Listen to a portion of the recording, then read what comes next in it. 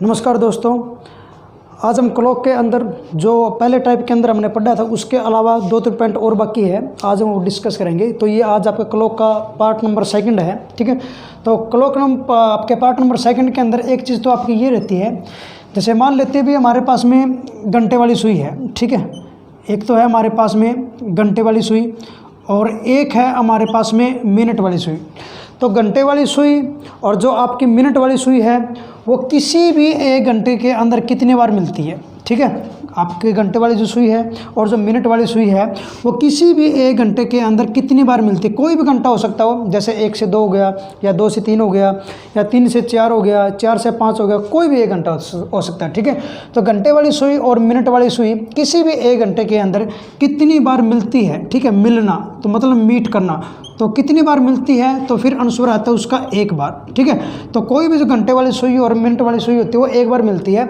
मिलना किसको बोलते हैं? मिलना बोलते हैं इसको, जैसे मान लेते हैं ये हमारे पास में घंटे वाली सुई है और मिनट वाली क्या, जस्ट उसके ऊपर, ठीक है। मतलब दोनों के बीच में जो एंगल हो गया क्या हो गया, 0 डिग्री का। और 0 डिग्री का एंगल बनता कैसे है वो भी मैंने आपको कल वाली क्लास के अंदर, जो इसका क्लॉक के अंदर पार्ट नंबर 1 है उसके अंदर मैंने बताया है कि एंगल 0 डिग्री एंगल बनता कैसे है। उसके लिए फॉर्मूला बताया था मैंने, 2/11 30 H प्लस माइनस और 0 डिग्री पुट करके वहाँ से निकल जाएगा, ठीक है। तो उसके बाद में तो 1 बार बनता है एंगल, यहाँ पे 1 बार होगा। तो इसी प्रकार मैं आपसे पूछता हूँ यहाँ पे कि जो घंटे वाली सुई है और जो मिनट वाली सुई है 12 घंटे के अंदर कितनी बार मिलेगी, ठीक है। 12 घंटे के अंदर। तो आप ये मत बोलना सर 1 घंटे के अंदर 1 बार है तो 12 घंटे के अंदर 12 बार होगी। तो 12 घंटे के अंदर 12 बार नहीं होगी, 12 घंटे के अंदर कितनी बार होगी, 11 बार होगी, ठीक है। एक मेन पॉइंट ये है यहाँ से। तो ये 11 बार हुई कैसे भाई, आप बोल रहे हो सर 1 घंटे के अंदर 1 बार है तो 12 घंटे के अंदर तो वैसे 12 बार होने चाहिए। तो यहाँ पे 12 बार ना होकर आंसर क्या आता है बच्चों, आंसर आता है 11 बार। तो 1 बार ये कम कहाँ से हुआ है वो आपको बता देता हूँ मैं। कभी घंटे के अंदर सभी घंटों को अगर आप ध्यान से देखना, यहाँ पे 12 से 1, ठीक है, ये होगा हमारे पास में 12, 1 से लेकर 2 से लेकर 3 के बीच में भी होती है, 3 से 4 भी होता है, 4 से 5 भी और 5 से 6 भी, 6 से 7 भी होता है, यहाँ पे मिलेगी। और 8 से 9 भी होगा, 9 से 10 भी होगा और 10 से 11 के बीच में यहाँ पे दिक्कत आती है, ठीक है। तो इसका मेन जो कॉन्सेप्ट है वो कॉन्सेप्ट क्या है, मेन कॉन्सेप्ट ये है भाई आपके 1 से लेकर 2 के बीच में दोनों सुइयाँ भी आती है, ऐसे बिल्कुल होती है। घंटे वाली सुई है, मिनट वाली सुई है, आपके किसी भी 1 घंटे के अंदर ऐसा 1 बार मिलती है, इसको बोलते हैं मिलना। तो 2 से लेकर 3 के बीच में ऐसा होगा, बिल्कुल होगा।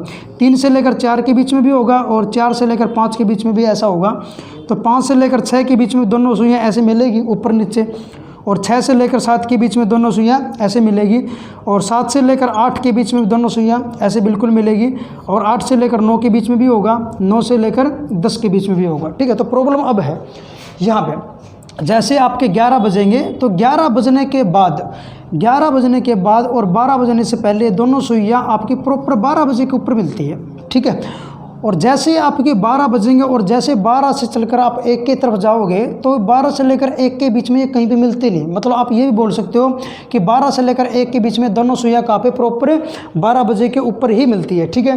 तो आप कहने का मतलब ये हो गया कि 11 से लेकर 1 बजे का जो टाइम है, मतलब इन 2 घंटे का जो गैप हुआ है, इन 2 घंटे के गैप के अंदर ये 2 बार ना होकर सिर्फ 1 बार होती है। कहाँ पे, सिर्फ और सिर्फ 12 बजे के ऊपर होती है, ठीक है। क्यों भाई, 11 से लेकर 12 के ऊपर सिर्फ 12 बजे के ऊपर हुई। 12 से 1 बजे के ऊपर जैसे ही सुइयाँ चलेगी ना 12 से, तो मिनट वाली सुई 12 से घूमकर वापस 12 के ऊपर आएगी। तो इतनी देर में घंटे वाली सुई 1 के ऊपर चली जाएगी। इसका मतलब 12 बजे के बाद में और 1 बजे तक ये कहीं पे नहीं मिलती। तो रिजल्ट ये हुआ हमारे पास में 11 से लेकर 1 बजे के बीच में 2 घंटे का गैप हो गया। तो 2 घंटे के अंदर 2 बार मिलनी चाहिए थी और 2 बार ना मिलकर कितने बार मिली बच्चों, सिर्फ 1 बार मिली है। इसलिए यहाँ पर 1 बार कम हो गया, 12 बार ना होकर क्या होगा यहाँ पे 11 बार होगा, ठीक है।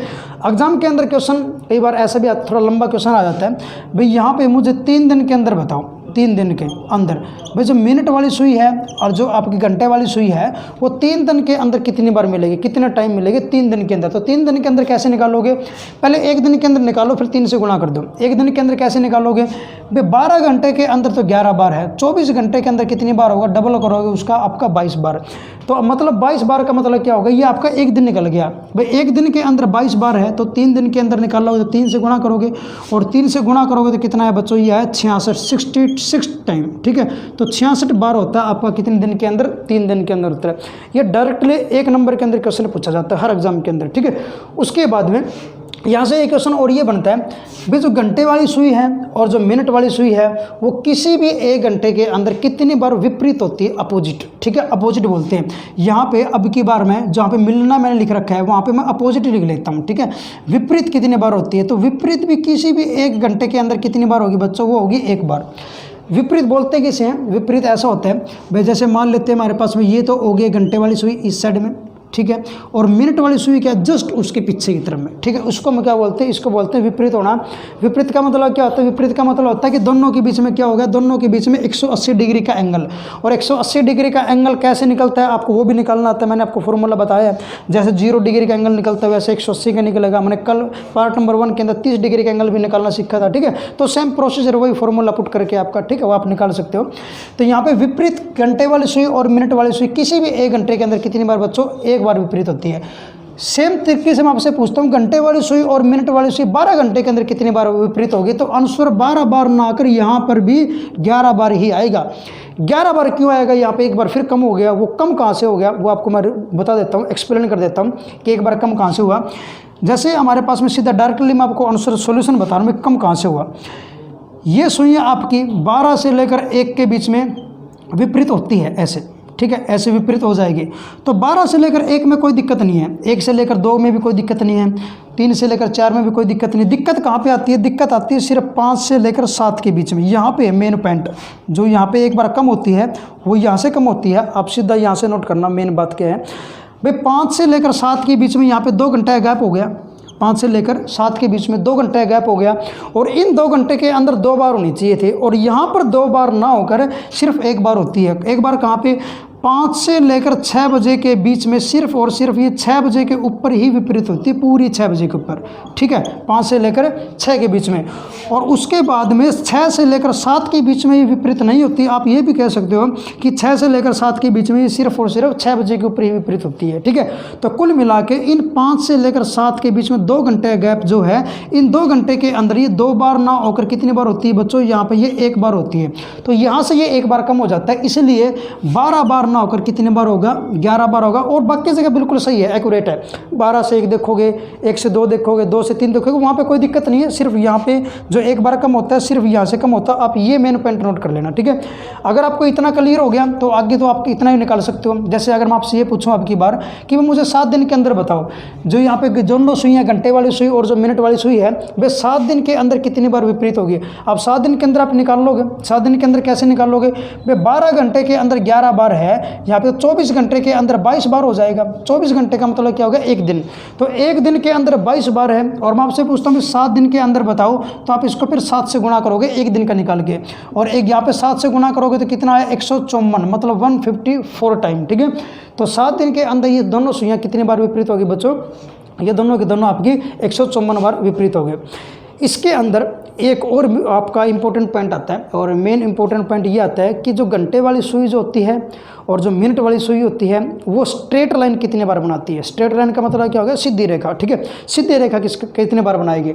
तो अगर आप ध्यान से देखोगे तो सीधी रेखा तो ये भी है, ठीक है, और सीधी रेखा तो हमारे पास में जैसे मिलती है दोनों सुइयाँ, जैसे ये है हमारे पास में, और ये दोनों सुइयाँ जब ऊपर नीचे होती है तो सीधी रेखा तो ये भी होती है। ठीक है, जैसे हमारे पास में ये है, जैसे मैंने मिलना बताया था, तो सीधी रेखा इसको ही बोलते हैं। ठीक है, जब दोनों सुइयाँ ऊपर नीचे आती है तो वो सीधी रेखा है, और जब दोनों सुइयाँ अपोजिट आती है तब भी वो क्या आपके सीधी रेखा है। ठीक है, तो किसी भी 1 घंटे के अंदर 1 बार ऐसा भी होता है, और किसी भी 1 घंटे के अंदर 1 बार ऐसा भी होता है। ठीक है, तो कुल मिला के यहाँ पे बात है, जो नेक्स्ट पॉइंट हमारे पास में, और नेक्स्ट पॉइंट ये है, तो घंटे वाली जो सुई है और जो मिनट वाली सुई है, वो किसी भी 1 घंटे के अंदर सीधी रेखा कितनी बार होगी। क्या सीधी रेखा मतलब आपकी स्ट्रेट लाइन, तो सीधी रेखा कितनी बार होगी बच्चों, ये आप होगी आपकी 2 बार। 2 बार क्यों होगी, 2 बार मैंने अभी आपको डायग्राम से दिखाया था। 2 बार इसलिए होगी, जैसे हमारे पास में ये जो घंटे वाली सुई है और मिनट वाली सुई बिल्कुल इसके ऊपर है, तो ये आपकी सीधी रेखा होती है, इसको सीधी रेखा बोला जाता है। या फिर हमारे पास में जैसे ये हमारे पास में घंटे वाली सुई है और मिनट वाली सुई बिल्कुल इसके पीछे की तरफ है,